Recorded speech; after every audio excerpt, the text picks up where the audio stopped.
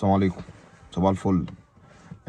هقول لك على 4 حاجات كده، خلي بالك منهم. لو حضرتك جايب بضاعة نظيفة وخامات نظيفة وجبت سباك على قده او صنايعي على قده، يبقى كده بضاعتك شكرا ملهاش لازمة. حتى لو انت جايب بضاعة نحاس تركبها جوه الحيطة، تمام.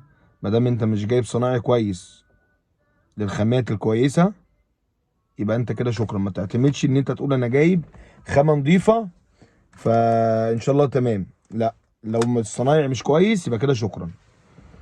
لو حضرتك عملت شغل وحبيت تعدل، هات الشركة تستلم تاني.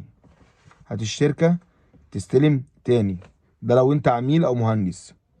لو انت راجل صنايعي ورحت تعدل شغل لحد، اطلب منه ان يجيب الشركة تاني، عشان لو حصلت مشكلة او لو قدر الله ممكن المشكلة دي تسيب الدنيا كلها وتيجي في المكان اللي انت عدلت فيه وتحصل.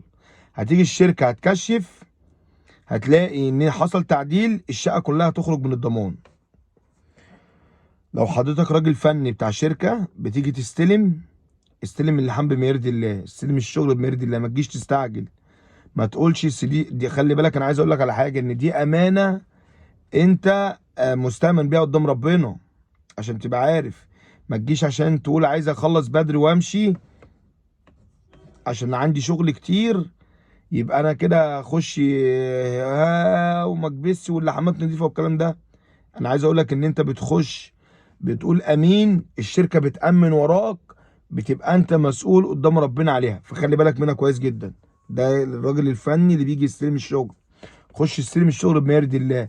مالكش دعوه بمحمد شعراوي عشان هو حبيبك، مالكش دعوه بمحمد شعراوي عشان هو بنقعد على القهوه مع بعض، احنا اصحاب على الفيسبوك مع بعض، احنا نعرف بعض. مالكش دعوه بالكلام ده.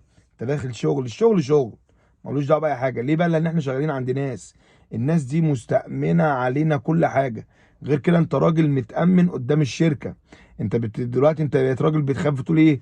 لو في متر زياده انت بيبقى عليك تجيب متر وتقيس، تقول بتوع الجوده ممكن ينزلوا. ما دام خايف من بتوع الجوده، خاف من ربنا. امن على شغلك واستلمه بما يرضي الله. امين امين، ما في حاجه. لا معلش يا محمد، الشغل ده بايظ. لما تيجي تستلم مني الشغل من الرجاله اللي شغاله معايا، انا بقول لك اهو، والرجاله بتاعتي هتستلم من الشغل. خلي بالكم الناس اللي شغاله معايا، هخلي الفنانين يغتتوا عليكم في اللحامات، كله يلحم كويس. اللي حامل لو لحمت فرغه محبس وانت عندك شك ب1% ان هي وحشه، فكها وارميها ومالكش دعوه. وانا هجيب لك واحده لو انت هتتعطل، انت والناس اللي شغاله معاك مالكش دعوه، انا اللي بقول لك اهو. تمام كده. دي بالنسبه للحمات.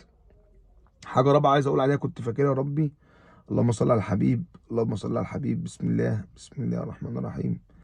كفايه كده. لو في حاجه افتكرتها بعمل لكم ليها فيديو تاني. نهاركم فل.